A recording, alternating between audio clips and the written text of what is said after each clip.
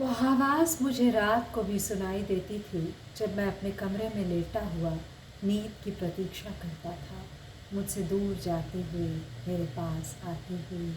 गर्मी के वे दिन मुझे इसलिए याद रह गए हैं कि मैं अनजाने ही उनकी आँखों से अपने को देखने लगा।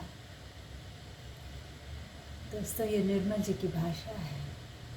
आप रुक कर इसको एडमायर किए बिना आगे ही नहीं बढ़ सकते। गर्मी के वे दिन मुझे इसलिए याद रह गए हैं कि मैं अनजाने ही उनकी आँखों से अपने को देखने लगा और मुझे अपने बारे में बहुत कुछ पता लगा।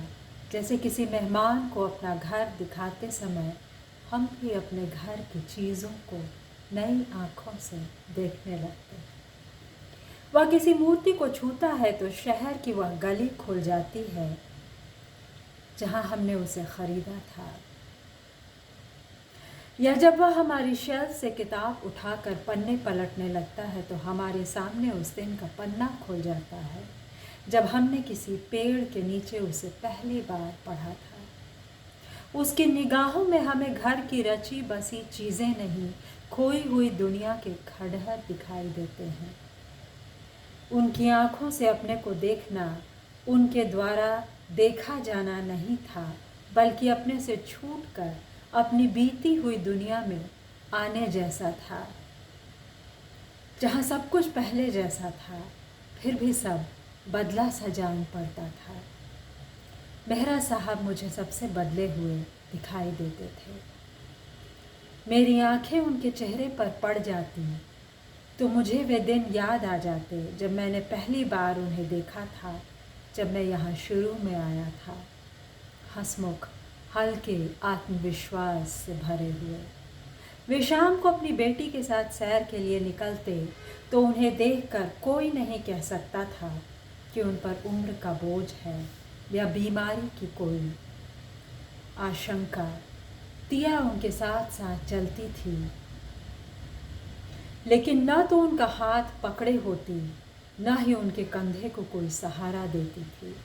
वह बाग का एक चक्कर लगाते, फिर दूसरा, फिर तीसरा, जब तक कॉटेज अंधेरे में न छिप जाती और आकाश में तारे न निकल जाते। किसी दिन वह अकेले ही बाहर निकल आते, मेरे क्वार्टर के सामने से गुजरते तो अपनी छड़ी से मेरे दरवाजे को खटखटाते। जब तक मैं बाहर आता वह बरामदे की सीढ़ियों पर ही बैठ जाते। मैं उन्हें भीतर आने के लिए कहता तो सिर हिलाकर मना कर देते। अरे पता क्या चलाता, मैंने तो तुम्हारे बंकिम बाबू का नाम भी पहली बार सुना था, उपन्यास भी बहुत बाद में पढ़ा, जो बीवी की किताबों में पढ़ा था। बीवी? मैं उन्हें देखता रहा। वह धरती पर आए। तिया की माँ, जब मैं दौरे पर रहता था वह यही किताबें पढ़ा करती थी। पहली बार उन्होंने अपनी पहली पत्नी का जिक्र किया था, वह भी भूले से, अनजाने में, जैसे कोई चलते चलते अचानक बंद दरवाजे के आगे चला आता है और वह मुद्दत बाद खुल जाता है अपने आप, बिना कुंडी खटखटाए, जैसे उसे पैरों की आहट पहले से ही मालूम हो। वह पीछे हट गए, मेरी तरफ देखा, सूखी सी मुस्कुराहट चेहरे पर चली आई। तिया बहुत छोटी थी जब वह चली गई, मैंने तुम्हें कभी नहीं बताया। जी नहीं, उनके बारे में कुछ भी नहीं। उन्होंने किताब बंद कर दी और खाली आंखों से अपनी कॉटेज को देखने लगे, जो शाम की धूप में चमक रही थी। देवदार की झुकी शाखाएं हल्की हवा में डोल रही थीं। तुम मेरे साथ बातचीत के जो नोट्स बनाते हो कहाँ रखते हो? मुझे कुछ आश्चर्य हुआ। अपने मेज़ की दराज में। क्यों? नहीं, ऐसे ही।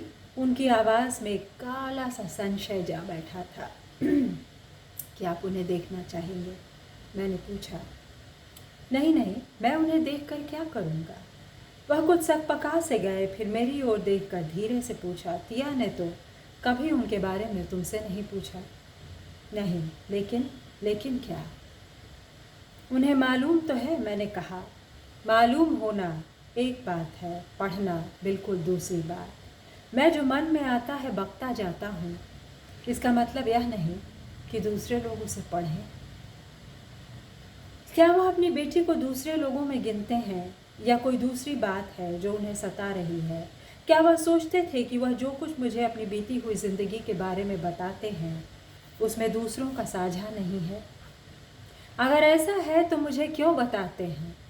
हो सकता है कुछ लोग परायों को जितनी आसानी से अपने भेद बताते हैं उतना अपने लोगों को नहीं। अपने लोगों का जजमेंट दिल को शूल सा चुभता है। जो लोग तुम्हें प्यार करते हैं वे तुम्हें कभी माफ़ नहीं करते। क्या उन्हें अपनी बेटी से इसीलिए इतना डर लगता था? लेकिन जब मैं खिड़की से उन दोनों को देखता तो वहाँ मुझे डर की कोई परछाई नहीं दिखाई देती थी। वे अपनी बातों में इतना लीन दिखाई देते थे कि जब चुप रहते थे तो भी लगता था जैसे उनके बीच कुछ बह रहा है जिसे सिर्फ वे ही सुन पाते हैं।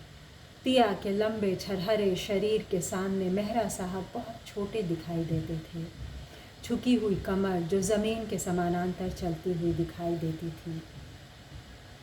तिया की बातें सुनने के लिए वह जब अपना सिर उठाकर खड़े हो जाते तो मुझे एक स्कूल के लड़के की तरह दिखाई देते थे जो दयनीय मुद्रा में किसी बड़े की फटकार सुनता हुआ खड़ा रहता है। रिश्ते अजीब होते हैं, पर ये क्षण सौभाग्यवश ज़्यादा टिकते नहीं थे। वे दोनों फिर चलने लगते थे, हिलते हुए होठों, इशारा करते हुए हाथों और सुनने वाली आँखों के बीच चलता हुआ एक चलचित्र जिसे देखकर मुझे बहुत पुराने दिन याद आ जाते जब मेहरा साहब अपनी पत्नी के साथ इसी लॉन पर घूमा करते थे। वह उनका हाथ पकड़कर धीरे धीरे क्यारियों से बचकर चलती कि पता भी नहीं चलता था कौन उनके साथ चल रहा है, किसका हाथ उनके हाथ में है। वह मुझे उन लोगों की याद दिलाती थी जो सोते हुए चलते हैं। दोस्तों, मेरी एक कहानी चल रही है स्लीप वॉकिंग पर। बहरहाल ये है निर्मल जी का अद्भुत उपन्यास अंतिम अरण्य, जिसे मैं पहली बार पढ़ रही हूँ अभी। शायद उनकी आखिरी कृति जिसे मैंने अब तक पढ़ा नहीं, और अद्भुत है। उनको बार बार जितनी बार पढ़ा जाए, निर्मल जी अद्भुत है। भाषा, क्या कहानी गुजरी है इतने में, केवल वर्णन है ना। मुझे सुनने के लिए शुक्रिया दोस्तों। लाइक और सब्सक्राइब करें।